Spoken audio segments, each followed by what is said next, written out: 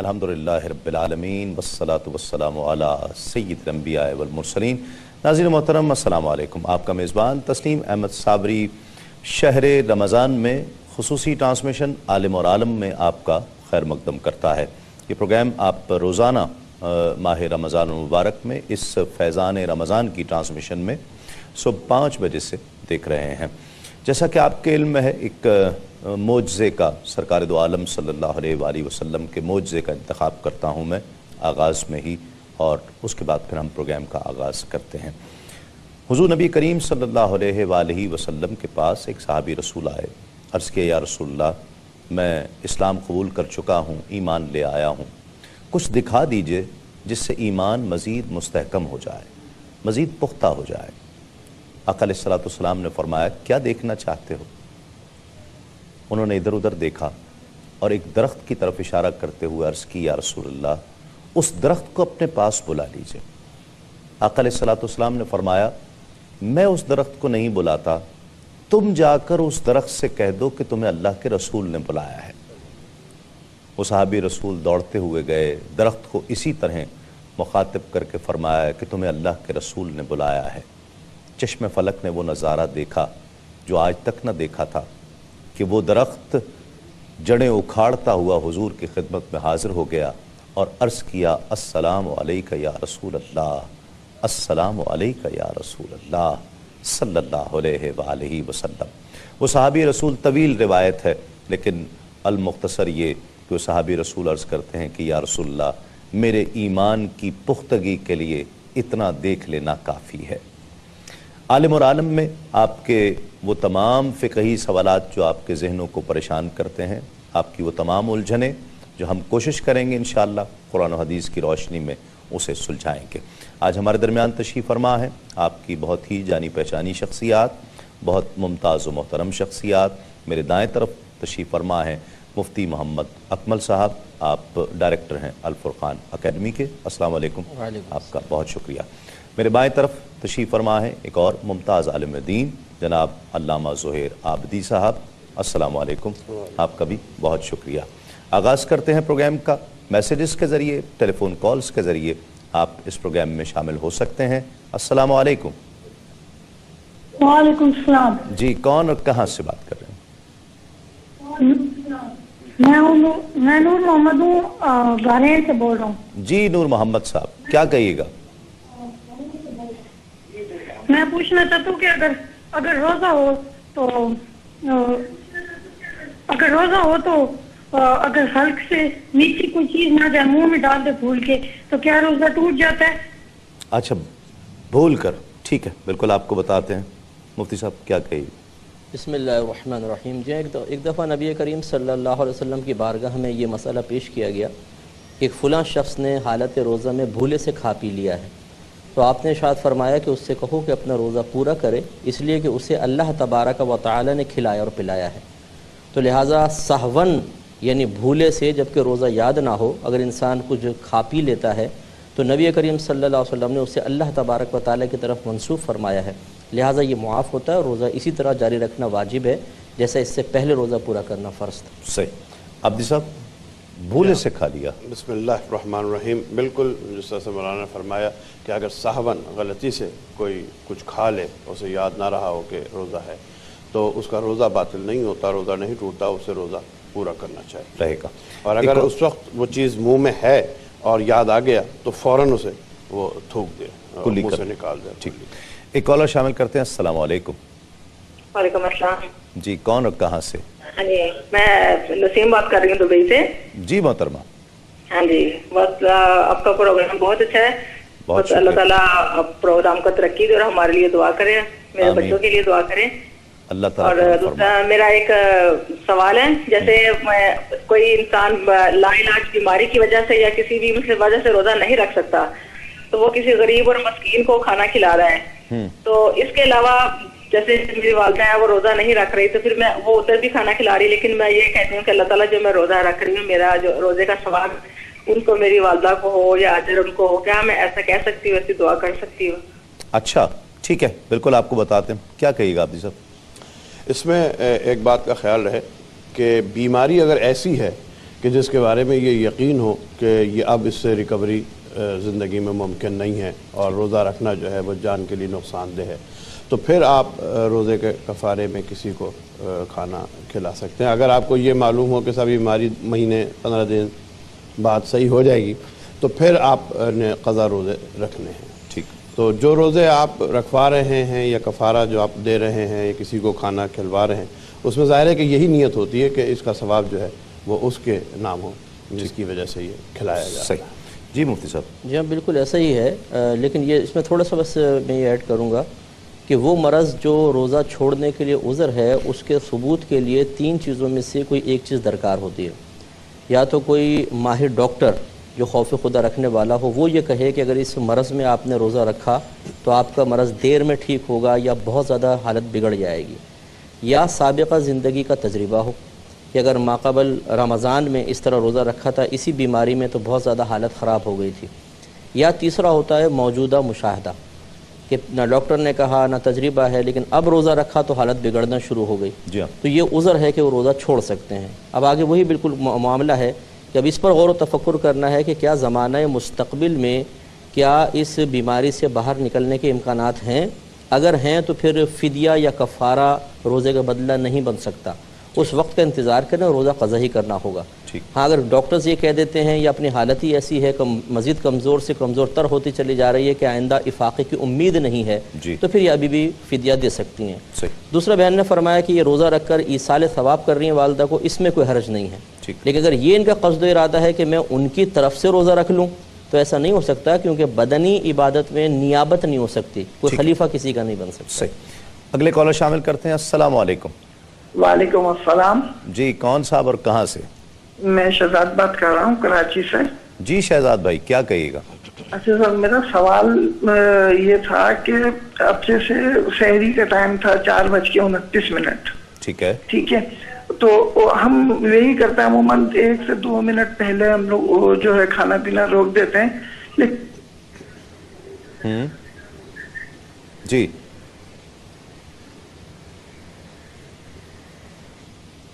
اچھا، میرا خیال ہے وہ پوچھنا چاہ رہے ہیں کہ اگر اذان ہو گئی اور پھر بھی کھاتے رہے، پتہ نہ چلا وقت کا اور اذان ہو گئی تو کیا کریں گے؟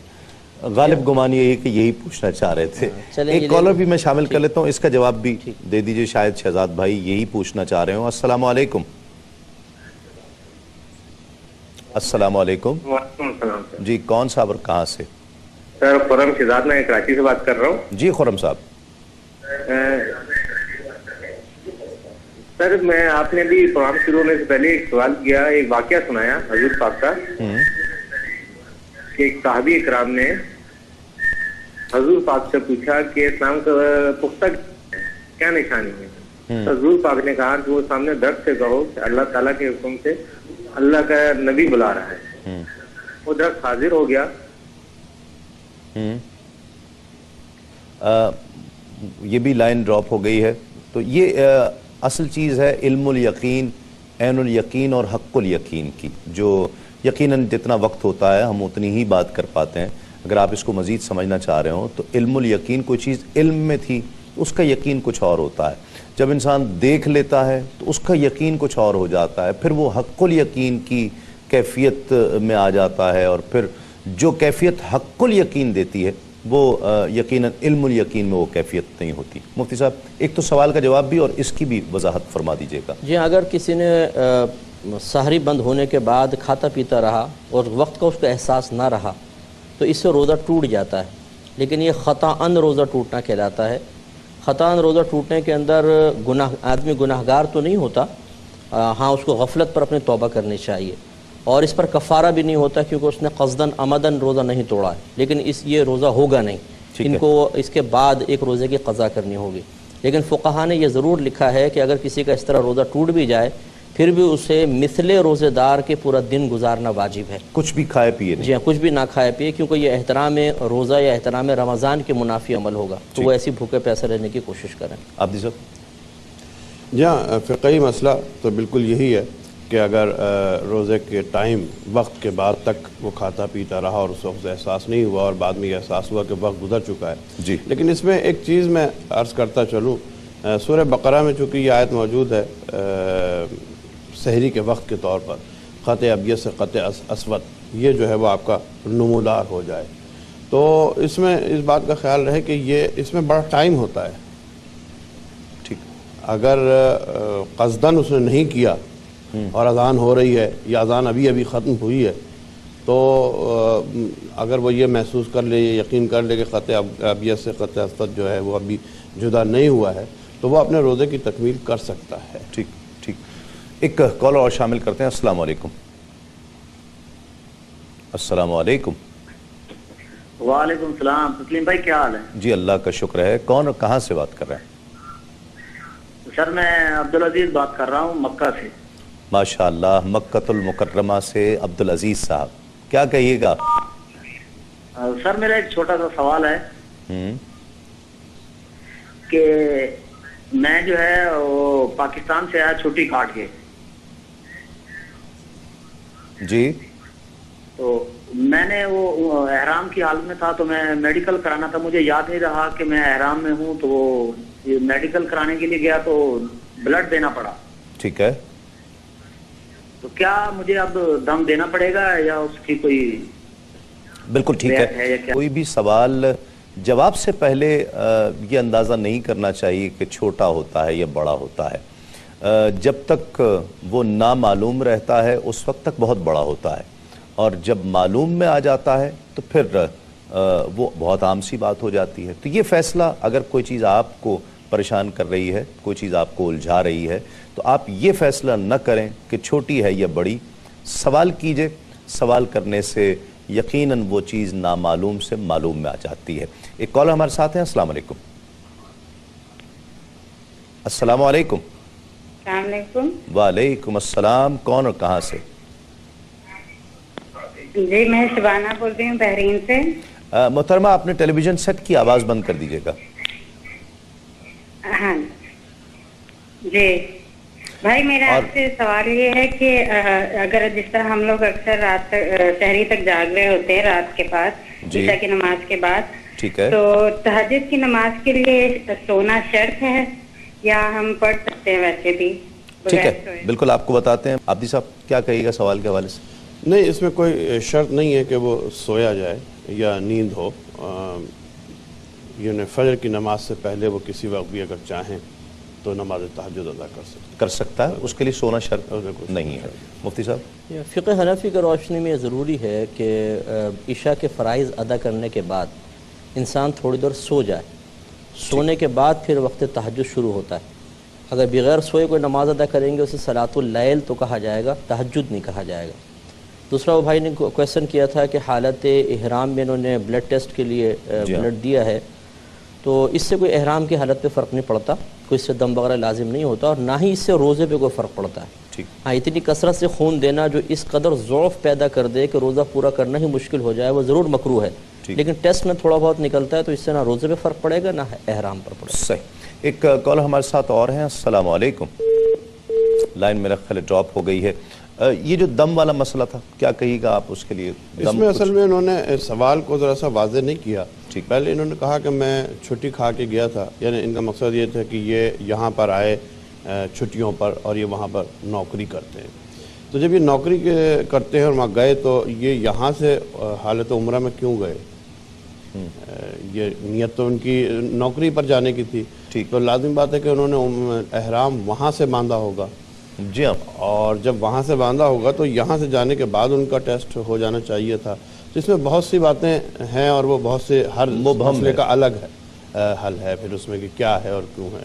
ٹھیک, عمرے کا احرام تھا, حج کا احرام تھا, یہ بھی نہیں انہوں نے بتایا. یہ وہاں کے رہنے والوں کے لیے ایک مسئلہ یہ بھی ان کو درپیش رہتا ہے کہ جو نوکری پیشہ لوگ ہیں انہیں تو سال میں کئی بار آنا جانا رہتا ہے, تو ہر بار وہ میقات سے گزریں گے تو کیا کریں گے؟ ہر بار میقات سے گزرنے پر عمرہ ان پر لازم ہوگا؟ نہیں, وہ چونکہ دیکھیے جو وہاں پر رہ رہے ہیں, جن کے کوئی طے ہے کہ صاحب ہم نے یہاں 2 سال 5 سال 4 سال ایک مدت تک رہنا ہے, تو ان کے لیے یہ لازم نہیں ہے کہ وہ ہر دفعہ عمرہ لازم ہو. ٹھیک. ہاں, اگر یہ کہ وہ جاتے ہیں جیسے کاروباری سلسلے میں یا کوئی ایسے سلسلے میں جو جس میں رہائش کا تصور نہ ہو, ٹھیک ہے, تو پھر وہ عمرہ ہونے کا. مفتی صاحب, جی, عند الاحناف یہ مختلف مسئلہ ہے. ہمارے نزدیک میقات کے باہر سے جب بھی کوئی اندر جائے گا، چاہے وہ حج اور عمرے کی نیت سے جائے یا نہ جائے، چاہے تجارت کی غرض سے جائے، چاہے رشتہ داروں سے ملنے جائے، یہ سال میں کتنی بار بھی جائے، اس کے میں کلام کرتا ہوں، تو یہ احرام کی حالت سے جانا واجب ہوتا ہے۔ ٹھیک۔ اب یہ جو آپ نے صورتحال بیان فرمائی، اس میں دیکھا جاتا ہے کہ اگر وہ بار بار آنے جانے والا شدید حرج میں مبتلا ہوگا تو اس کو رعایت دی جاتی ہے۔ ٹھیک۔ اب شدید حرج کی صورت یہ نہیں ہے کہ سال میں 2 چھٹیاں ہیں، پاکستان آ رہا ہے تو یہ کوئی حرج پیدا ہو، بلکہ حرج اس صورت میں ضرور ہوگا کہ جیسے مکے اور مدینے سے بعض ڈرائیور ہوتے ہیں، مسلسل بسیں چلاتے ہیں، یا سیلز مین ایک پروڈکٹ یہاں سے لی وہاں پہ لے کر گئے، وہاں سے لی یہاں پر لے کر آئے، اور دن میں 3-3 4-4 ان کو چکر لگانے پڑ جاتے ہیں۔ اس میں یقینی سی بات ہے اگر وہ حالت احرام میں آ کے مکمل عمرہ کریں گے تو رش کی حالت میں تو بعض اوقات 4-4 گھنٹے لگ جاتے ہیں، تو پھر وہ کس طریقے سے بسیں سنبھالیں، کہاں وہ اس کو پارک کریں اور کہاں پر پھر کس طریقے سے عمرہ ادا کریں، یہ حرج کی صورت ہے۔ اس میں پھر یہ ہوتا ہے کہ ہمارے فقہ حنفی میں گنجائش ہے کہ مفتی حنفی اگر یہ دیکھتا ہے کہ ہمارے فقہ میں کسی مسئلے کے اندر سختی ہے تو وہ دوسرے کسی فقہ کے مسئلے کو لے کر لوگوں کے لیے آسانی فراہم کر سکتا ہے۔ تو پھر ہم یہی فتویٰ دیتے ہیں کہ اس طرح جو بار بار آنے جانے والے ہیں، اگر وہ خالصتاً حج یا عمرے کی نیت سے جائیں گے تو حالت احرام میں جانا واجب، اور اس کے علاوہ جائیں گے تو پھر حالت احرام کی پابندی لازم نہیں ہے۔ صحیح۔ ایک کالر ہمارے ساتھ ہیں، السلام علیکم۔ السلام علیکم۔ وعلیکم السلام۔ جی کون اور کہاں سے بات کر رہی ہیں؟ میں مسز عظیم بات کر رہی ہوں لاہور سے۔ جی محترمہ۔ بھائی میں یہ سوال کرنا چاہتی ہوں کہ میرے ہسبینڈ جو ہیں وہ سارا دن باہر جاب کرتے ہیں، کہنے کا مقصد یہ ہے کہ وہ سارا دن بائک پہ ہوتے ہیں باہر، اور جس حساب سے گرمی ہے تو وہ مطلب روزہ برداشت نہیں کر سکتے، تو وہ چاہتے ہیں کہ وہ روزہ چھوڑ دیں، کیا اس کی اجازت ہے اس چیزیں، یا اگر مطلب نہیں چھوڑ سکتے تو مطلب کوئی کفارہ وغیرہ کیا ہوگا وہ بتا دیجیے۔ فدیہ جس کو کہتے ہیں، ٹھیک ہے بالکل آپ کو بتاتے ہیں۔ عابدی صاحب اس میں ایک بات کی میں وضاحت کر دوں، میں نے اکثر ٹی وی پر بھی سنا ہے بہت سے لوگوں سے اور عوام الناس میں بھی، لوگ اسے کفارہ کہتے ہیں، یہ کفارہ نہیں کفارہ ہے، جی لفظ کفارہ ہے جو دیا جاتا ہے۔ اچھا وہ ابھی جو صورتحال آئی تھی اور مولانا نے بیان بھی کیا تھا کہ ان کی موٹر سائیکل پہ جانے سے صرف تکلیف ہونے سے یہ کوئی عذر نہیں ہے روزہ چھوڑنے کا، اس لیے کہ ہمارے مشاہدے سے گزرا ہے، یہ تو آج کل کراچی میں کچھ بھی گرمی نہیں ہو رہی بلکہ بہت شدید گرمی جہاں 42 ڈگری سینٹی گریڈ بھی ہوتا ہے، اس میں بھی موٹر سائیکل پر اپنے کام نپٹاتے ہوئے لوگوں نے روزے رکھے اور آج بھی رکھ رہے ہیں۔ پنجاب وغیرہ میں گرمی ہوتی ہے اور روزے رکھتے ہیں، تو اور پھر جیسے کہ عرب کی گرمی تو آپ کو معلوم ہے، دبئی وغیرہ امارات وغیرہ کی گرمی، تو اگر یہ عذر دے دیا جائے کہ صاحب گرمی شدید ہے اور میں نہیں رکھ سکتا تو پھر اپنے طور پر بھی لوگ فیصلہ کرنے لگیں گے، فیصلہ ہو گیا، تو یہ کوئی اجازت اچھا اس میں فدیے کی نوبت ہی نہیں آئی؟ نہیں، اس میں کوئی ایسی نوبت نہیں۔ ہاں اگر جیسا کہ ابھی مولانا نے بھی فرمایا تھا کہ اگر یہ محسوس ہو کہ صاحب اس میں ان کو موٹر سائیکل پر روزہ رکھ کے سفر کرتے ہوئے ایسی بیماری لاحق ہو جائے کہ ان کی زندگی کے لیے خطرہ بن جائے، ٹھیک، تو پھر تو وہ اجازت دی جا سکتی ہے، یا وہ دیکھ کر کیا صورتحال، لیکن محض اس لیے کہ گرمی بہت شدید ہے اور وہ نہیں برداشت کر سکتے روزہ رکھنا، تو مزید گرمیوں میں آئیں گے تو گھر میں رہنے والے بھی تقاضا کرنے لگیں گے ہمیں بھی چھوڑ دیجئے۔ ایک کالر شامل کرتے ہیں، السلام علیکم۔ ہیلو السلام علیکم۔ وعلیکم السلام، کون صاحب اور کہاں سے؟ سر میں رئیس شیخ بات کر رہا ہوں کراچی سے۔ جی شیخ صاحب۔ سر میرا سوال یہ ہے مفتی اکمل صاحب سے کہ عموماً ایسا ہوتا ہے کہ سحری سے پہلے جو ختم ہونے والی ہوتی ہے اس سے کچھ دیر پہلے ہم تہجد کی نماز پڑھ رہے ہوتے ہیں، ہم نے ایک رکعت ادا کر لی ہے اور دوسری رکعت ابھی چل ہی رہی ہے کہ اذان بھی ہو گئی، کیا ہماری تہجد اس میں شامل ہو جائے گی تہجد کے اندر؟ ٹھیک ہے بالکل آپ کو بتاتے ہیں مفتی صاحب۔ جو اس میں اصول یہ ہے کہ اگر ایک وقت میں آپ نے نماز شروع کی اور آگے بھی کسی نماز کا ہی وقت ہے تو چاہے اختتام دوسرے وقت میں ہو وہ سابقہ وقت میں ہی شمار کی جائے گی۔ جیسے مثال کے طور پہ ظہر کے آخری وقت میں نماز شروع کی، 2 رکعت پڑھی ظہر کے وقت میں، پھر عصر کا وقت شروع ہو گیا، بقیہ 2 عصر کے وقت میں ختم کی ہیں، تو یہ ظہر کی نماز ہی شمار ہوگی۔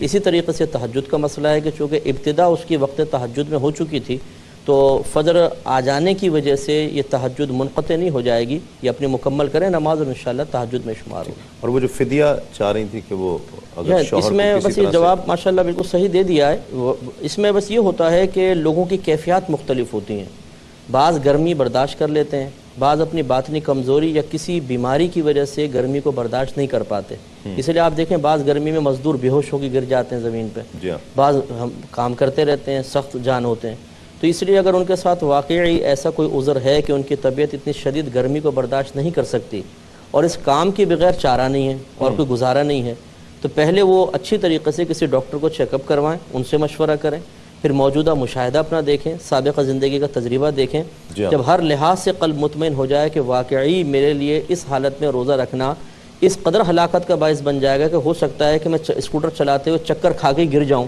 اور میرا ایکسیڈنٹ ہو جائے، تو پھر ان کو بالکل رعایت ملے گی۔ صحیح، لیکن ان تمام چیزوں پہ غور و تفکر کرنا ہے، از خود جیسے آپ نے بھی اشارہ فرمائی دیا کہ از خود فیصلہ نہ کر لیں کہ میرے لیے شاید آسانی کے کوئی پہلو ہیں، اچھی طریقے سے مشاورت کرنے کے بعد پھر اس کا فیصلہ کیا اس میں ایک بات کی اہمیت دینی چاہیے۔ ہاں اہمیت دیجیے۔ میں ایک بات کی اور ذرا سی، چونکہ مولانا نے بہت اچھی بات کی ہے تو اس کو میں بڑھا دوں کہ اس میں بھی انہیں فدیہ یا کفارہ نہیں، کیونکہ پھر وہ سردی میں رکھ سکتے ہیں، قضا رکھیں وہ، جی جی، اس لیے کہ بالکل اچھی بات، ٹھیک ہے۔ ایک کالر شامل کرتے ہیں۔ السلام علیکم۔ وعلیکم السلام سر۔ جی کون اور کہاں سے؟ میں دبئی سے اکثر بات کر رہا ہوں جی سر۔ ہم عشاء کی نماز کے لیے جاتے ہیں، پہلے ہو جاتی ہے، فرض نماز ہو جاتا ہے، ٹھیک ہے، اس کے بعد ہم تراویح میں جماعت کے ساتھ تراویح پڑھتے ہیں، ٹھیک ہے، اور وتر جماعت کے ساتھ پھر نہیں پڑھتے۔ آئے کہ یہ تراویح ہو جائے گی ہماری یا نہیں؟ آپ وتر سے پہلے آ جاتے ہیں؟ جی وتر سے پہلے آ جاتے ہیں، فرض ہم تراویح پڑھتے ہیں یا وتر جماعت کے ساتھ پڑھ لیتے ہیں، ٹھیک ہے، کہ ہماری یہ تراویح ہو جائے گی یا نہیں؟ جی بالکل آپ کو بتا۔ جی مفتی صاحب۔ جی دیکھیں مسئلہ یہ ہے کہ وتر کی جماعت فقط رمضان میں مستحب ہے، رمضان کے علاوہ تو استحباب بھی نہیں ہے، تو چونکہ یہ ایک امر مستحب ہے، یعنی اگر کریں تو ثواب پائیں گے، نہیں کریں تو کوئی گناہ نہیں ہے، اور اس کا ادائیگی تراویح سے کوئی بھی تعلق نہیں ہے، لہٰذا اگر یہ بلا عذر بھی وتر کی جماعت کو ترک کر دیتے ہیں تو نہ تو گناہ گار ہوں گے اور نہ اس سے تراویح کی ادائیگی پہ کوئی فرق پڑے گا۔ ہاں اتنا ضرور ہے کہ بلا عذر نہ ترک کریں تاکہ ایک فضیلت جو حاصل ہو رہی ہے اس سے محروم نہ رہیں، باقی کوئی مسئلہ۔ یہ بہت خوش آئند چیز ہے کہ لوگ اپنی چھوٹی چھوٹی الجھنیں لے کر اور انہیں اس کی فکر کرتے ہیں، تو گویا ایک یہ دین کی فکر کا، دین کا ایک شعور جو ہے، جو اس کی اہمیت کا شعور ہے، وہ ضرور بیدار ہو رہا ہے، اور یہ بہت خوش آئند بات ہے جب بہت چھوٹی چھوٹی بات بھی لوگ اسپیشلی کال کر کے اور ٹیلی ویژن دیکھ رہے ہیں، اور پھر یہ تو وہ کالر ہیں کہ جن کی کالز کنیکٹ ہو جاتی ہیں اور پروگرام کا حصہ بن جاتی ہیں، لاکھوں کروڑوں لوگ ایسے ہوں گے دنیا میں جو اس سے استفادہ کر رہے ہیں کہ کالز کے ذریعے جو بھی سوال کیا گیا وہ ہو سکتا ہے کچھ اس میں سے ہماری الجھن بھی کوئی ہو، کوئی سوال ہمارا بھی سوال ہو، تو یقیناً جس طرح میں نے پہلے بھی گزارش کی کہ اس کو اتنا معمولی نہ سمجھیے، اور جو بھی سوال کرنا چاہتے ہیں وہ آپ کے نزدیک جب تک آپ کو معلوم نہیں ہے، آپ کو الجھاتا رہے گا، پریشان کرتا رہے گا، تو فوراً فون اٹھائیے، ٹیلی ویژن اسکرین پر موجود ہے، اور سوال کیجئے۔ سوال کرنے سے پریشان نہیں ہونا چاہیے۔ ہمارے ٹیچر کہا کرتے تھے کہ اگر ایک بار تم سمجھ نہ پاؤ تو دوسری بار پوچھو، دوسری بار نہ سمجھ پاؤ تو تیسری بار پوچھو، چوتھی بار 100 بار پوچھو، لیکن یاد رکھو کہ میں 100 بار سے زیادہ سوال کا پھر جواب نہیں دوں گا۔ تو یعنی وہ مزاح سے کہتے تھے، اور ان کا کہنے کا مقصد یہی ہوتا تھا کہ 100 بار سوال اگر کر کے بھی جواب کسی کو سمجھ نہ آئے، اس کا مطلب ہے کہ وہ دلچسپی نہیں لے رہا ہے، پھر تو وہ دلچسپی نہیں لے رہا نا۔ تو لیکن یہ ہے کہ 100 بار کی اجازت تو وہ دیتے تھے، تو ہم بھی آپ کو اجازت دے رہے ہیں، آپ جو بھی سوال کرنا چاہتے ہیں، جو آپ کے ذہن کو پریشان کرتا ہے، الجھاتا ہے، بلا تعمل سوال کیجئے، اور اس سے سب سے بڑا فائدہ یہ ہوتا ہے کہ جہاں آپ اس سوال کا جواب پا لیں گے وہاں بہت سے اور لوگ اس سے استفادہ بھی کریں گے، اور دوسری بات یہ ہے کہ آپ کے بھی نامعلوم میں وہ سوال نہیں رہے گا بلکہ معلوم میں آ جائے گا، اور یقیناً اس کا فائدہ ہوگا۔ ایک کالر ہمارے ساتھ ہیں۔ السلام علیکم۔ وعلیکم السلام، کیا حال چال ہے؟ جی اللہ کا شکر ہے۔ کون صاحب اور کہاں سے؟ میں ڈاکٹر سعد اللہ بات کر رہا ہوں سعودی عربیہ سے۔ جی ڈاکٹر صاحب کیا کہیے گا؟ میرا سوال یہ ہے کہ اگر ہم عمرے پہ جاتے ہیں اور کسی کے نام کا عمرہ کرنا چاہتے ہیں تو کیا یہ پاسبل ہے، جائز ہے، یا اس کو ثواب جائے گا؟ آپ دور رہتے ہیں مکہ المکرمہ سے؟ میں ریاض میں رہتا ہوں۔ اچھا ٹھیک ہے۔ ٹھیک ہے، بالکل آپ کو جواب دیتے ہیں، بہت شکریہ جی عابدی صاحب۔ جی ہاں کر سکتے ہیں، اگر اس کا ثواب کسی کے نام سے وہ کرنا چاہیں کہ صاحب میں یہ عمرہ کر رہا ہوں اور اس کا ثواب فلاں شخصیت کو، ویسے جیسے والدین کے نام کرتے ہیں، والد کے نام، والدہ کے نام، تو کر سکتے ہیں، اس کا ثواب بھی جائے گا، ایصال ثواب ہو سکتا ہے۔ جی مفتی صاحب۔ جی ہاں، ہمارے فقہ حنفی میں یہی ہے کہ ہر قسم کے عمل کا ثواب آپ ایصال کر سکتے ہیں، چاہے وہ فرض ہوں، واجب ہوں، سنت ہوں، نفل ہوں، چاہے وہ مالی عبادت ہے، بدنی ہے، یا مالی اور بدنی کا مجموعہ ہے، ہر طریقے کی عبادت کا آپ ثواب ایصال کر سکتے ہیں ہر عمل۔ صحیح، ایک کالر اور شامل کرتے ہیں۔ السلام علیکم۔ السلام علیکم۔ وعلیکم السلام۔ نمسکار جی، میں محمد جاوید اقبال بول رہا ہوں سعودی عربیہ ریاض سے۔ جی جاوید صاحب۔ ہم مطلب ایک مہینے میں 1 سے 2 دفعہ میں ریاض سے جدہ جاتا ہوں میٹنگز وغیرہ اٹینڈ کرنے کے لیے۔ ٹھیک ہے۔ تو نارملی ہمارا پرپز یہی ہوتا ہے کہ میٹنگ اٹینڈ کرنی ہے، تو 1-2 مطلب کسی ٹائم میں یہ ہوتا ہے کہ ہم نے عمرہ بھی کرنا ہے، لیکن ہم پہلے جا کے میٹنگ اٹینڈ کرتے ہیں اور اپنے نارمل کورس کے اندر پھر جدہ سے ہی احرام باندھ کے ہم مکہ جاتے ہیں۔ ٹھیک ہے۔ لیکن آپ کو یہ بتا دوں کہ ریاض سے جدہ جاتے ہوئے جب ہم بائی ایئر جاتے ہیں تو میقات ایریے سے گزر کے جاتے ہیں۔ ٹھیک ہے، ٹھیک ہے۔ تو یہ ہے ایک سوال، اور دوسرا یہ ہے کہ مجھے ریسنٹلی کسی نے کہا کہ میں شام کو جم میں جاتا ہوں سوئمنگ کے لیے، تو کسی نے کہا کہ سوئمنگ میں روزہ ٹوٹ جاتا ہے، یعنی مطلب جب ہم لوگ ڈیپ سوئمنگ کرتے ہیں، پانی کے اندر ہوتے ہیں، تو کیا اس سے کوئی روزے کو حرج تو نہیں ہوتا؟ ٹھیک ہے، حالت میں سوئمنگ کرنے کی۔ ٹھیک ہے جاوید صاحب، بالکل آپ کو جواب دیتے ہیں مفتی صاحب۔ جی ہاں، دیکھیں مسئلہ یہ ہوتا ہے کہ اگر کوئی شخص میقات سے گزرتا ہے لیکن براہ راست مکۃ المکرمہ جانے کا ارادہ نہ ہو، بلکہ کسی اور غرض سے وہ جا رہا ہے درمیان میں، پھر مکۃ المکرمہ چاہے بعد میں جانے کا ارادہ ہو، تو اس پہ احرام کی پابندی لازم نہیں ہے۔ اب چونکہ ان کا مقصود اصلی ہے میٹنگ، تو اس میٹنگ کے ضمن میں کبھی کبھار یہ ارادہ کر لیتے ہیں کہ چلے ہم عمرے پہ بھی چلے جائیں، تو لہٰذا ان کا ارادہ براہ راست مکے کا نہیں ہے بلکہ جدہ کا ہے، تو لہٰذا یہ حالت احرام کے بغیر ہی آئیں، اور اگر کبھی جانا ہو تو وہاں سے احرام باندھ کے چلے جائیں، ان پہ کوئی دم وغیرہ لازم نہیں ہوگا۔ یہ بائی ایئر میں بھی یہی صورت ہے؟ جی ہاں، بائی ایئر ہو چاہے بائی روڈ ہو، کوئی اس میں مسئلہ نہیں ہے۔ ٹھیک ہے۔ دوسرا، سوئمنگ سے کوئی روزے کا تعلق، ٹوٹنے کا تعلق نہیں ہے۔ ہاں اگر ایسا ہے کہ ناک کے اندر پانی چلا گیا، چڑھ گیا، یا حلق کے ذریعے اندر چلا گیا، تو یہ بالکل ٹوٹ جائے گا۔ اور کان کا مسئلہ یہ ہے کہ جب تک کان کا پردہ سلامت ہے، کان میں اور حلق کے درمیان روٹ یا پیسیج نہیں ہے، جب نہیں ہے تو کان میں چاہے کتنا ہی پانی چلا جائے وہ حلق تک چونکہ پہنچتا ہی نہیں ہے، تو اس سے کوئی فرق نہیں پڑے گا، لہٰذا اگر یہ سوئمنگ کرتے بھی ہیں تو کوئی حرج نہیں ہے۔ لیکن اگر پانی جانے کا اندیشہ ہو تو پھر نہ کریں۔ ہاں، اگر احتیاط کر لیں تو بہت اچھا ہے، کہ ہو سکتا ہے کہ غلطی سے خطاً چلا جائے، تو اس لیے نہ کریں تو بہتر ہے۔ ٹھیک ہے عابدی صاحب۔ جی ہاں، جیسے کہ مولانا نے فرمایا حج کے عمرے کے سلسلے میں، کیونکہ ان کا پرپس اور جو کچھ انہیں بھیجنے والا جو بھیج رہا ہے وہ نوکری کے سلسلے میں بھیجتا ہے، اور ان کا مقصد چونکہ عمرہ نہیں یا اپنا ذاتی کوئی مقصد نہیں ہے، تو ان کی ذمہ داری پہلے وہ بنتی ہے کہ وہ اپنی جس کام کے لیے جا رہے ہیں وہ کریں۔ اس کے بعد اگر ان کا ارادہ بنتا ہے تو وہ وہاں سے احرام باندھ سکتے ہیں، بالکل یہی ہے۔ جہاں تک دوسرے مسئلے کا تعلق ہے، تو ہمارے یہاں فقہ جعفریہ میں اگر غوطہ لگائیں گے تو روزہ باطل ہو جائے گا، یعنی یہ غسل جو ہے غسل ارتماسی جسے ہم کہتے ہیں، اس میں یہ روزہ باطل ہو جاتا ہے۔ آپ نہا سکتے ہیں لیکن یہ ڈبکی آپ اگر لگائیں گے تو آپ کا روزہ باطل ہو جائے گا۔ صحیح۔ میں بہت شکریہ ادا کرنا چاہتا ہوں علامہ مفتی محمد اکمل صاحب آپ کا، علامہ ظہیر عابدی صاحب آپ کا، آپ تشریف لائے اور اس پروگرام کو رونق بھی بخشی، اور ہمارے ناظرین کے سوالات کے جو بہت ہی اہم سوالات تھے، اور اس تناظر میں کہ ایک شخص سوال کرے اور اس کا فائدہ لاکھوں کروڑوں لوگوں کو ہو، اس اعتبار سے یہ بہت اہمیت کے حامل یہ سوالات ہوتے ہیں۔ میں بہت شکریہ ادا کرتا ہوں، آپ نے قرآن و سنت کی روشنی میں ہمارے ناظرین کے سوالوں کے جواب دیے۔ ناظرین کرام، آج 3 رمضان المبارک ہے، اور 3 رمضان المبارک کو نسبت حاصل ہے سیدہ کائنات، جگر گوشہ رسول حضرت فاطمۃ الزہرا رضی اللہ تعالی عنہا کی۔ یہ ذات، یہ شخصیت، یہ ہستی کون ہے؟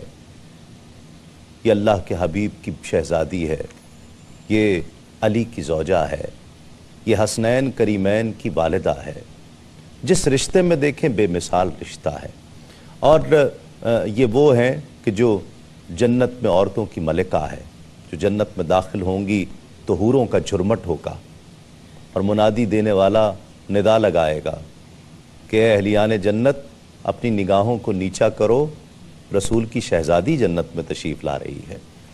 تو بہت سی چیزیں ایسی ہوتی ہیں کہ جنہیں الفاظ اس انداز کا پیرہن نہیں دے پاتے تو نظم کا سہارا لیا جاتا ہے اور شعر کسی حد تک عقیدت کا اظہار کر پاتا ہے، مدح نہیں کر پاتا، مدح کا حق نہیں ادا کر پاتا، یہ بات طے ہے۔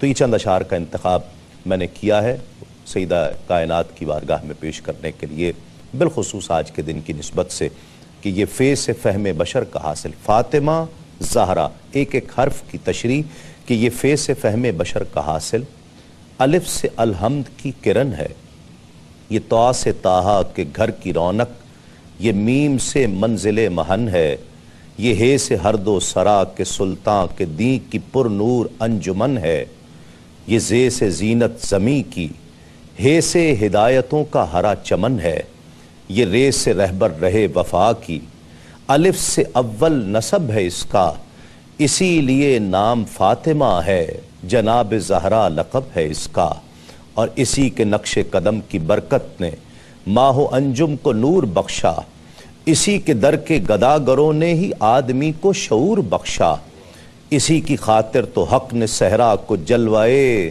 کوہ طور بخشا، جو اس کا غم لے کے مر گیا ہے خدا نے اس کو ضرور بخشا، یہ روح عقل و شعور بھی ہے، دل فروع و اصول بھی ہے، زمیں پہ ہو تو علی کی زوجہ، فلک پہ ہو تو بطول بھی ہے، اور یہ وہ کلی ہے کہ جس کی خوشبو کو سجدہ کرتی ہیں خود بہاریں، یہ وہ ستارہ ہے جس سے روشن ہے آسمانوں کی رہ گزاریں، یہ وہ سحر ہے کہ جس کی کرنیں بھی ہیں امامت کی آبشاریں، یہ وہ گوہر ہے کہ جس کا صدقہ فلک سے آ کر ملک اتاریں، یہ وہ ندی ہے جو آدمیت کی مملکت میں رواں ہوئی ہے، یہ وہ شجر ہے کہ جس کی چھاؤں میں خود شرافت جواں ہوئی ہے، حیا کی دیوی وفا کی آیت حجاب کی سلسبیل زہرا، کہیں ہے معصومیت کا ساحل کہیں شرافت کی جھیل زہرا،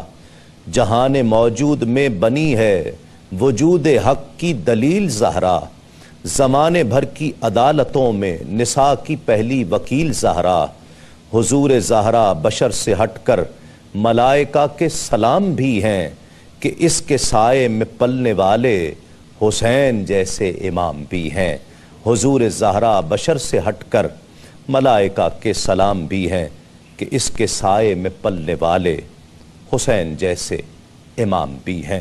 ناظرین کرام، اس معاشرے کو بہت ضرورت ہے حضرت فاطمہ الزہرا رضی اللہ تعالی عنہ کی قناعت کو فالو کیا جائے، ان کی سنت سمجھ کر آپ کی حیا کو، آپ کی شرم و حیا کو فالو کیا جائے۔ اور بالخصوص میں آج صبح کیو ٹی وی کے پروگرام میں بھی میں نے ذکر کیا کہ جو بہت تھکن کا اظہار کرتے ہیں اور تھک جاتے ہیں، ہر شخص یقیناً اب آسان نہیں رہا کسی بھی کام کو کرنا، تو کوئی بھی شخص جب تھک جائے تو یہ ذکر پہلے بھی آیا تو تسبیح فاطمہ کو اپنی روٹین بنا لے، 33 بار سبحان اللہ، 33 بار الحمدللہ اور 34 بار اللہ اکبر کا ورد کرے، تو اور یہ سمجھ کر کرے کہ یہ اللہ کے حبیب نے اپنی شہزادی کو تعلیم فرمایا تھا اور اسی مقصد کے لیے تعلیم فرمایا تھا، تو یقیناً علماء کرام کہتے ہیں کہ یہ بڑا مجرب وظیفہ ہے